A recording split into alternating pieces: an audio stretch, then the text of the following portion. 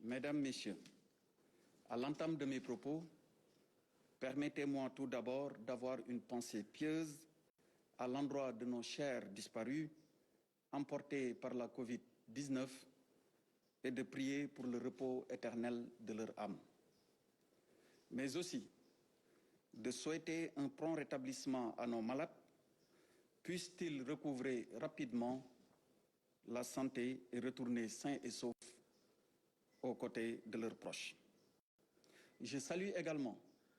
le travail remarquable du personnel de santé qui est en première ligne dans la lutte contre la Covid-19, mais aussi l'engagement sans faille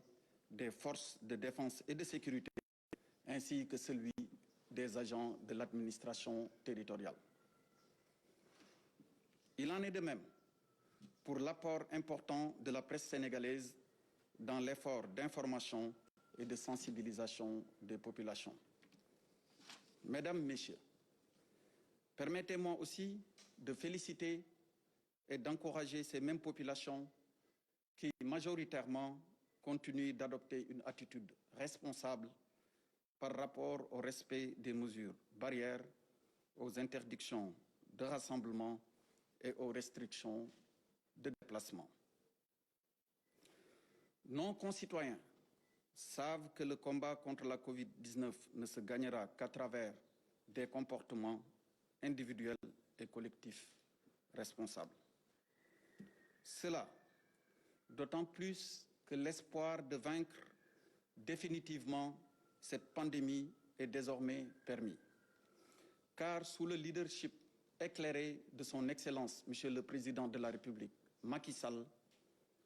notre pays vient de recevoir les premières doses de vaccins. Mesdames, Messieurs, les statistiques de ces derniers jours montrent clairement que la situation de la pandémie de la Covid-19 demeure préoccupante dans les régions de Dakar et de Thiès, au regard du nombre important de personnes contaminées, de cas graves et de décès.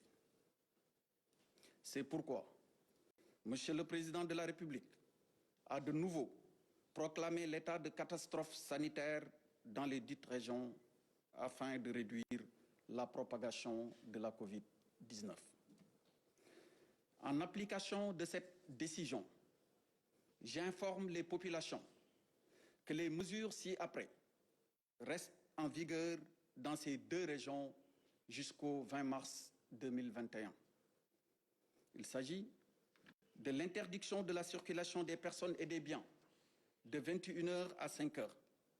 l'interdiction des manifestations et rassemblements sur la voie publique, l'interdiction de toute réunion publique, l'interdiction de toute réunion privée telle que les baptêmes, les mariages, les réceptions et les manifestations religieuses, l'interdiction de tout rassemblement dans les lieux recevant du public, notamment les hôtels, les salles de spectacle, les dancing, les bars, les cafés, les salons de thé, les plages, les terrains et salles dédiées au sport. Je rappelle aussi que sur toute l'étendue du territoire national, le port obligatoire de masques de protection reste de vigueur dans les lieux publics et privés tels que la voie publique, les services de l'administration publique, quel qu'en soit le mode de gestion, les services du secteur privé, les lieux de commerce, les moyens de transport public, les moyens de transport privé transportant au moins 2 personnes. Par conséquent, j'invite les populations à se conformer aux mesures édictées durant cet état de catastrophe sanitaire et rappelle que le non-respect de celle-ci expose les contrevenants aux sanctions prévues par la loi. Je vous remercie. Mbokk yi, ginnaaw bi ñu leen nuyoo ci suñu njëlbeen wax ñi ngi leen di massawu di jaale ak di yóbbante njaalu président de la République ci ñépp ñi nga xamante ni seen mbokk seen xarit seen dëkkandoo bàyyeeku na fi ci lii nga xamante ni mooy mbas mi fi tabbi diggante daaw ak ren ñi nga xamante ni dañoo tawat nekk ci lalu hôpital yi ak nekk ci kër yi ñi ngi leen di massawu di ñaan suñu borom mu fëgg seen bopp ba delloo leen ci seeni yitte ñu nekk ci seen wetu ñooñ waaye duñu mën a xuus ci suñu kaddu te sant ñu gërëm ñi nga xamante ni ñooy waa kër docteur ndaxte seen liggéey ci wàllu tawat gi ak seen taxawaay gis nañ ko te rafetlu nañ ko ñii nga xamante ni ñooy takk der yi tamit saa su ne ñi ngi taxawu askan wi waaye di sàmm kaaraange gi ba lépp loo xamante ni moo aju ci wàllu liggéey bi ñi ngi koy def nu mucc ayib di ko def ni mu waree waa administration territoriale bi nga xam ni mooy gouverneur yi préfet yi ak sous-préfet yi ñoom it saa su ne ak wàllu woo xamante ni xeex feebar bi yitteel na ko am nañ ci taxawaay bu mat sëkk daañu nag beral jaajëf ak jaaraama ñi nga xamante ni ñooy taskatu xibaar yi ndax bii mbir mi tàmbalee ak léegi amul benn bis boo xamante ni seen taxawaay ak seen yitte nekkul ci di woo nit ñi ngir ñu bàyyi xel ci ndigal ak xel yi nga xamante ni mi ngi jugee ci kër docteur am na nag loo xamante ni mënuñu koo ñàkk bañ a wax mooy di jaajëfal ak di massaw bu baax a baax askan wi ndax xam nañ ni mbir mi metti na te yàgg na te it nekkoon na loo xamante ni du luñ doon xaar ba tax na gis nañ ñu ëpp ci ñoom ni ñu taxawee tem jëmale ko ci wàllu mesure barrière yi jëmale ko ci wàllu takk masque yi jëmale ko ci wàllu dandante bi ba tax na tey mënuñu lu dul def lu dul rafetlu noonu nga xamante ni noonu la ñu taxawee xam nañ ni xeex bi metti na te du xeex bu yomb te xeex bi mu tàmbaleeg léegi yàgg na waaye nag yaakaar juddu na ndax li ko waral mooy le président de la république son excellence Macky Sall ku ne gis na àllarba bii ñu weesu muy tertu première dose vaccin nga xamante ni mooy ñàkk yi nga xamante ni ci la ñu nar a sukkandiku ngir bu soobee yàlla tàmbalee gën a baral waaye gën a am njort bu rafet ci xeex bii nga xamante ni ñi ngi ko jëmalee ci wàllu mbas mi ngir mu jeex fii ba faw mbokk yi diggante weer wii ñu génn ak tey président de la république ngir aar askan wi am na loo xamante ni mooy protection sanitaire état de catastrophe sanitaire bi nga xamante ni aar askan wi moo ko taxoon a jóg la décidé woon bi mu ko décidé ñu doxal weer wi gis ni naam am na loo xamante ni buñ ko deful woon xañ na tey mbir mi dina gën a jéggi dayo wala mu gën a yéeme waaye ci tey gis nañ ni cas yi ba tey mi ngi bari gis nañ ni ba tey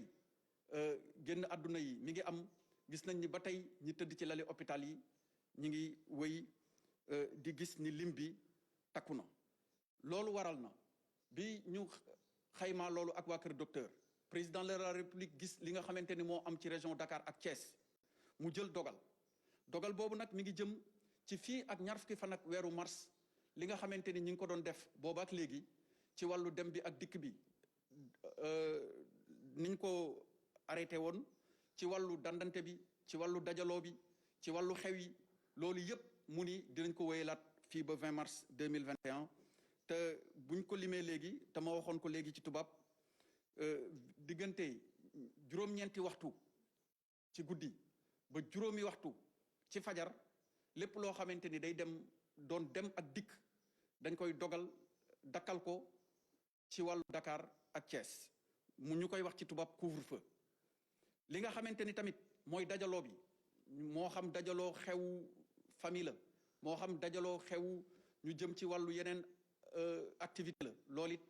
nekk na loo xamante ni dañ koy wéyal di dakkal lépp loo xamante ni tamit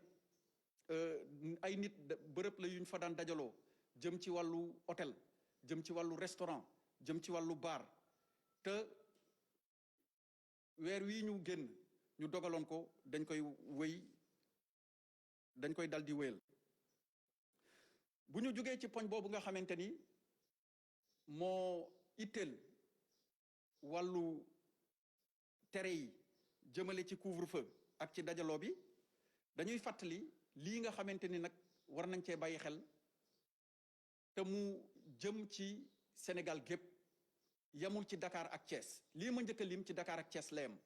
waaye li ci topp Sénégal gépp ñoo ko bokk muy port du masque ñu koy wax takk masque yi docteur Ndiaye leeral na ko léegi takk masque bi du aaju rek nga jël masque bi teg ko ci sa kanam doo ko takk bu baax wala nga teg ko ci foo xamante ni sa wet boo gisee alkaati buy ñëw wala nga gis koo xamante ni takk der la nga dal di koy jël solaat mais dañ koy takk correctement loolu askan wi yëpp la ñu wax ni dogal bi dafay wëy ci Sénégal gépp ci 14 régions yi amul xajj ak seen te nag am na luñ ci leeraloon ci communiqué bi ñu njëkkoon a def ci weer wala weesu waaye dinañ ko gën a leeralaat tey takk masque bi du aaju ni boo nekkee ci mbedd mi di dox rek mu waroo ko takk masque bi tamit jëm na ci boo nekkee ci biir bërëbu liggéeyukaay yi moo xam bërëbu liggéeyukaay la boo xamante ni ci administration bi la bokk waaye bërëbu liggéeyukaay yi nga xamante ni tamit nit ñi dañ fay faral di dajaloo mu nekk secteur privé ñi nga xamante ni ñoo yilif seen këru liggéeyukaay te ajuwul ci kaw nguur gi waaye tamit ci biir marché yi ak ci biir kaar yi ndax seetlu nañ ni bu ñu duggee ci transport en public yi ñenn ñi mën nañ koo takk ñenn ñi mën nañ koo bañ a takkee ni mu waree loolu it ñi ngi leen ci soññ di leen ko fàttali te di leen xamal ni tamit lu yoon daan la bu fekkente ni defeewuñ ko ne mu waree bu ngeen nekkee tamit ci oto yi boo leen xesee doon ñaar rek donte seen oto bopp la dafay doon obligation ngeen takk masque yi loolu waral na ñu ngi ñaan di ñaax ak di sant ñëpp lii nga xamante ni mooy ay dogal yu bàyyeekoo ci décret président de la République son excellence Macky Sall te ngir jëmmal ko am ay arrêté ministre de l'intérieur yu ci topp jëm ci wàllu couvre-feu juróom-ñeenti waxtu ba juróomi waxtu jëm ci wàllu dajaloo bi jëm ci wàllu takk masque bi ci Sénégal gépp ku ne sàmmonteeg moom ba lii nga xamante ni mooy mébét bi suñu borom sottal ko muy mbas mi jóge fi ku ne dellu ci sa sago loolu moo doon xibaar bi nga xamante ni indiloon nañ leen ko fi di leen sant di leen gërëm ci teewlu bi wasalaam